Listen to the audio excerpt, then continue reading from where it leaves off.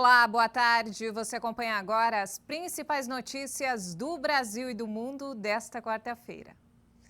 E o Supremo Tribunal Federal deve decidir ainda hoje se mantém ou não o deputado Daniel Silveira preso. A prisão do parlamentar foi determinada pelo ministro do STF, Alexandre de Moraes. Os trabalhos do Supremo devem começar com a análise da prisão do deputado Daniel Silveira, do PSL do Rio de Janeiro. A prisão foi decretada pelo ministro do STF, Alexandre de Moraes, após o deputado fazer um vídeo com ataques aos ministros da corte. Ele defendeu a destituição de ministros do Supremo Tribunal Federal, o que é inconstitucional. Alexandre de Moraes também determinou que o YouTube retirasse o vídeo do ar sob pena de multa diária de R$100 mil. Mesmo em flagrante e por crime inafiançável, a prisão de um deputado federal precisa passar pelo crivo da Câmara.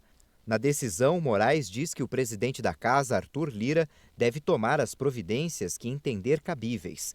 Lira falou que vai conduzir a análise da prisão com serenidade e consciência das responsabilidades. A Câmara dos Deputados espera o julgamento do plenário para decidir como e quando vai fazer a votação do caso. O presidente da Casa afirmou que a mesa diretora também vai se reunir para avaliar e discutir a prisão de Daniel Silveira. Caso o STF mantenha a decisão, os autos devem ser enviados em até 24 horas à Câmara para que a maioria de seus membros resolva se aceita ou não a prisão. A Câmara tem 45 dias para analisar a questão depois de receber o processo da mesa diretora. Numa rede social, Daniel Silveira disse que ser detido nessas circunstâncias seria um motivo de orgulho.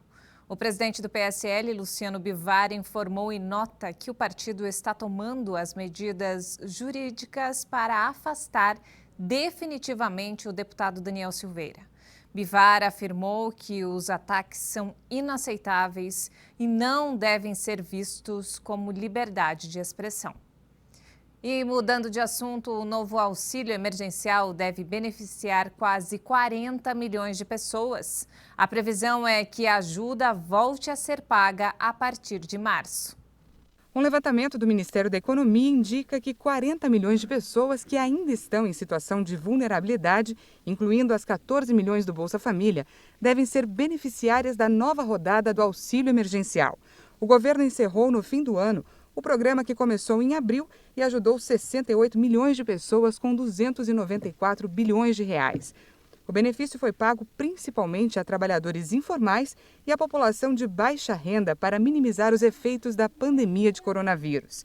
Agora, o governo federal está negociando com o Congresso Nacional uma nova rodada do benefício de forma que não comprometa o teto de gastos. O valor mínimo que deve ser pago é de R$ 250, mas pode chegar a R$ 300, dependendo do número de parcelas a serem pagas. E os gastos das principais capitais brasileiras com saúde aumentaram 17% no ano passado. O levantamento foi feito pelo jornal Valor Econômico na Secretaria do Tesouro Nacional. A conta de 21 capitais foi de 42 bilhões e 300 milhões de reais.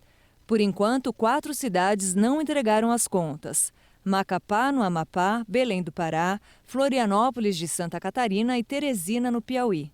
O aumento nos custos foi provocado pelos gastos com a Covid-19. As cidades tiveram maiores gastos com a contratação de funcionários, medicamentos e a ativação de locais exclusivos para o atendimento de pacientes, como UTIs e hospitais de campanha. E os prefeitos dessas cidades não estão com uma perspectiva muito animadora para este ano. A Covid não dá sinais de que vai embora tão cedo, e o aumento de casos geralmente vem acompanhado de um efeito colateral desanimador para as contas públicas, que é a lentidão da economia. Com isso, a arrecadação de impostos diminui. No caso das cidades, é o ISS, o Imposto sobre Serviços, que no ano passado caiu e subiu sem parar, impedindo que os chefes de executivo controlassem as despesas. E nos destaques internacionais, o Japão iniciou hoje a vacinação de 40 mil profissionais da saúde contra o coronavírus. O Japão lançou sua campanha de vacinação da Covid-19, administrando a vacina Pfizer para funcionários de hospitais de Tóquio. Eu estava um pouco nervosa porque trabalho em um lugar com maior risco de infecção. Ao ser vacinada, acho que posso trabalhar com um pouco mais de tranquilidade. Vacinar rapidamente os 126 milhões de japoneses é agora uma das prioridades do governo, segundo o primeiro-ministro Yoshihide Suga. Mas a implementação completa do programa deve durar um ano. A prioridade será concedida a quase 4 milhões da equipe médica e 36 milhões de pessoas com 65 anos ou mais. Crescem os temores de que milhões das doses da vacina Pfizer possam ser desperdiçadas devido à falta de seringas necessárias para maximizar o número de injeções de cada frasco. E mudando de assunto, o majestoso condor andino está em perigo crítico de extinção na Colômbia e quase ameaçado em escala global, segundo a União Internacional para a Conservação da Natureza. Para evitar que a espécie desapareça, cientistas colombianos decidiram fazer o primeiro censo dos animais no país. Esta é uma das maiores aves voadoras do mundo.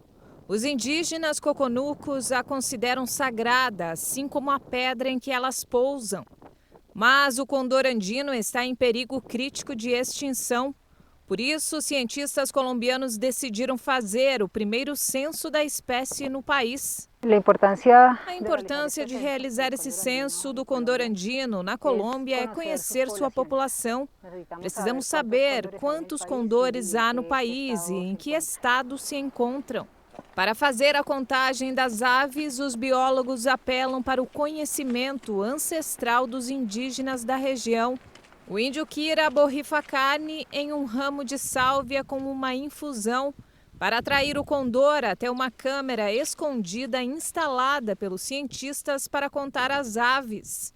Um grupo de 300 voluntários, vários deles indígenas, se espalharam por vários lugares da Colômbia para fazer o censo, que é uma iniciativa dos Parques Nacionais Naturais da Colômbia e da Fundação Neotropical, entre outras associações civis ecológicas. A principal ameaça para a preservação é a expansão da agricultura e pecuária nos territórios de alta montanha onde vivem. Também são envenenados por fazendeiros, porque as aves às vezes comem animais vivos. A espécie, que é monogâmica, só põe um ovo a cada 2 ou 3 anos e se localiza desde a Venezuela até o sul da Argentina e Chile. Os especialistas estimam que haja cerca de 130 condores nos Andes colombianos. Quase a metade foi criada em cativeiro e libertada na região. Segundo cientistas, a contagem vai permitir que futuros esforços de repovoamento mantenham um equilíbrio saudável entre machos e fêmeas. Não ter esse símbolo mais adiante seria uma perda fatal para a nossa reserva e comunidade. Eles logo saberão quão perto essa ameaça pode estar. E essa edição fica por aqui. Outras informações você acompanha durante a nossa programação. Uma ótima tarde para você.